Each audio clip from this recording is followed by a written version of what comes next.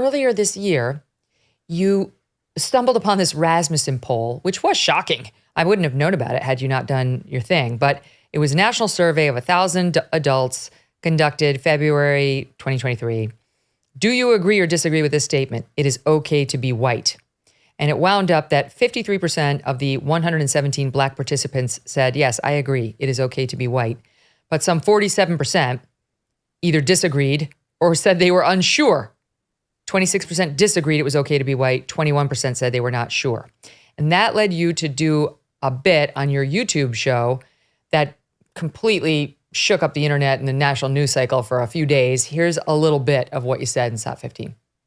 Normally you see a poll, you just look at it and you go, whatever. But as of today, I'm going to re-identify as white because I don't want to be a member of a hate group.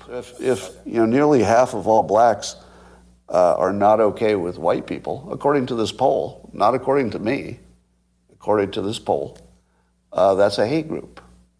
That's a hate group. And I don't want to have anything to do with them. The best advice I would give to white people is to get the hell away from black people. Just get the fuck away.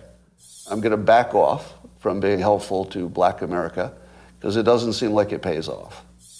Like I've been doing it all my life, and the only outcome is I get called a racist. It's over. Don't even think it's worth trying. And it feels good not to be in a racist hate group anymore. So I'm now independent, not a member of any group. I do not align with any group, not the white supremacists and not the black racists. So cue cancellation everywhere. And it's like all the newspapers and the publishing company, and I'm probably your agent, probably everybody. And everybody was confused, I think, for a while. But like, I know I was confused. I didn't understand what was happening there. So what was happening there? So a bunch of context. Number one, only Democrats canceled me. I don't think any Republicans, once they heard the full context, they were like, oh, okay, well, that was offensive, but not cancellation worthy. The first thing the first thing you need to know is that the poll itself was not terribly important to the larger point. It was just a jumping off point for the conversation. The larger context is that we're living through the world of critical race theory being taught, ESG being required of our corporations, and corporations having DEI groups. Now, if you're not familiar, if your audience is not familiar with all those terms, what they have in common. Okay, I guess they would be. What all those things have in common is the idea that there's a victimized group and a victimizer group. And since I had been placed in the group of people who are the victimizers, that sort of puts a target on your back. And it causes people to have a negative feeling about you because they've been taught that you have their stuff. In other words, they would be doing better if you were not doing whatever it is that you're doing that's promoting systemic racism, for example. Now, the larger context is that anytime you're in a situation where you're around people who think you have their stuff and they're trying to get it back, but you believe that's not the case, you should get away from that environment. Now, that's of course hyperbole, because you live in America, you're not going to go move or do something like that. So there's no way to practically do that. I was trying to make the point that we've poisoned relations by making a framework in which one group is the victimizers, one group is the victims. If you ever find yourself in that situation, whether it's about race or anything else, you should try to get as far away from it as possible. I'll give you a concrete example. Bloomberg recently did an article, and I guess it was a survey, in which they found that for a year after the George Floyd situation, that the Fortune 100 companies only 6% of the people they hired were white.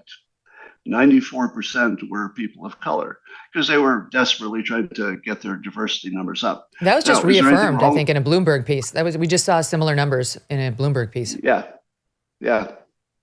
Now, if you were a white applicant and you knew that was the environment, you knew that the company was desperately trying to get their diversity up, your best bet, strategy-wise, would be to go to a non-Fortune 100 company. If you are black, your best strategy would be go directly there because they're very much recruiting and looking for you.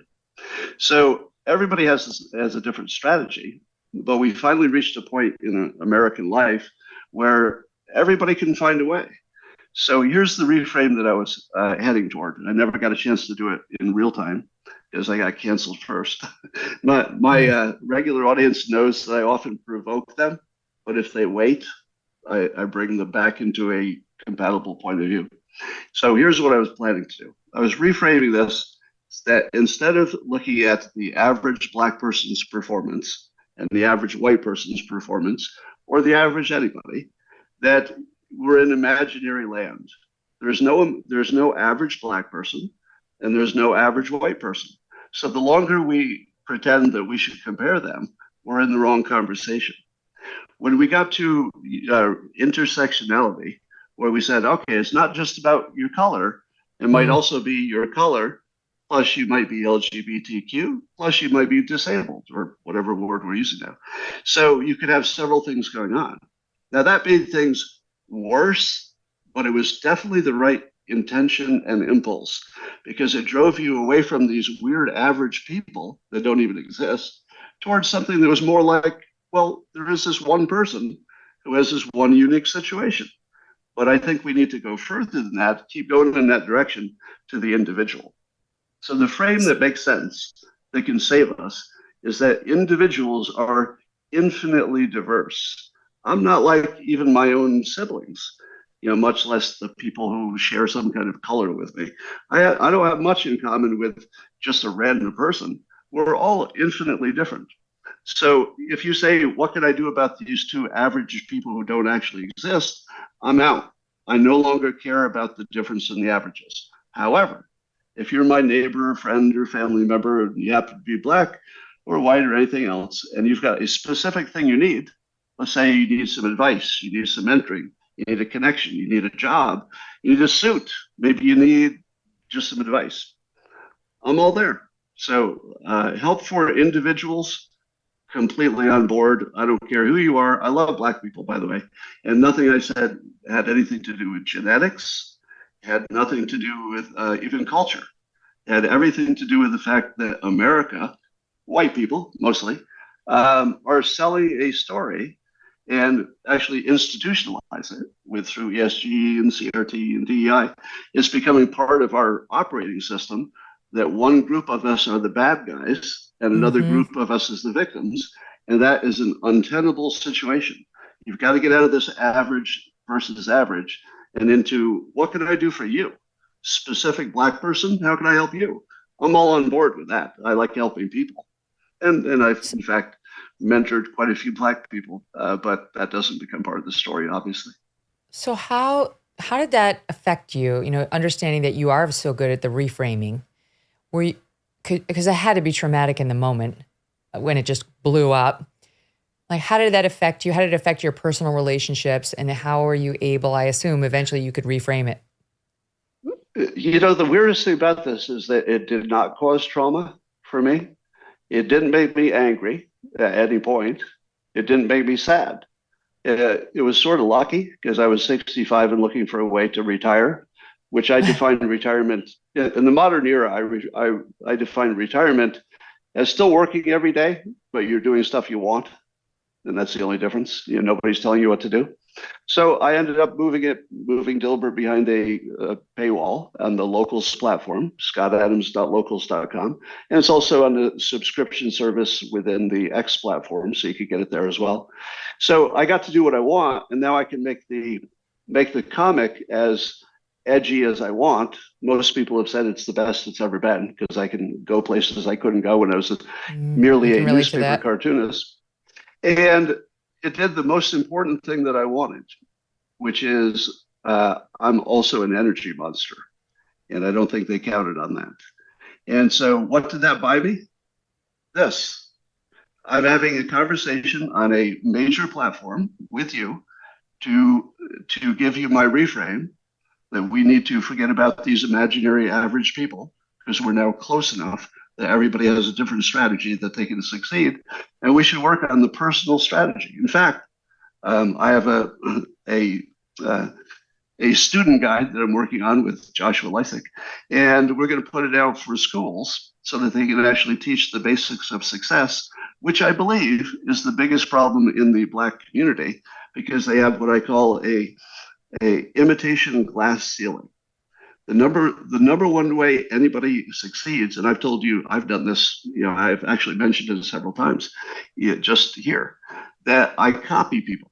So I look for successful people and I say, what did you do? All right, I'm going to try that. What did you do? I'm going to try that. But imagine, if you will, you're a young Black kid and the world has taught you that the oppressors are the ones who are doing well. Who are you going to copy? Are you going to copy your oppressor? I wouldn't. If you put me in that situation, I would act like a normal person. I'd say, well, I'm not going to copy the people who are victimizing me for hundreds of years. So who else do I have? And then that's a problem. A tree branch hit a power line in Ohio, 2003, and it shut down 21 power plants. Around 100 people died. We have a power grid that was designed in the 1800s. Even the White House sees it. They're saying 2/3 of the grid are at least 25 years old. So they recently announced billions of dollars to update it. And how long will that actually take? That is why having your own solar power may be more important than ever. With the Patriot Power Generator, you get a solar generator that does not install into your house because it's portable, but it's still powerful enough for your phones, your medical devices, even your refrigerator. And right now, you can go to 4patriots.com and use the code MK to get 10% off your first purchase on anything in the store, including this power generator, Patriot Power Generator. You're also going to get their famous guarantee for an entire year after your order, plus free shipping on orders over $97. And a portion of every sale is donated to charities that support our veterans and their families. Okay, so go to 4patriots.com. Use code MK to get 10% off. 4patriots.com. Use code MK to get yours today. Hey, thanks so much for watching. If you like what you just saw, hit the subscribe button for more clips and full episodes.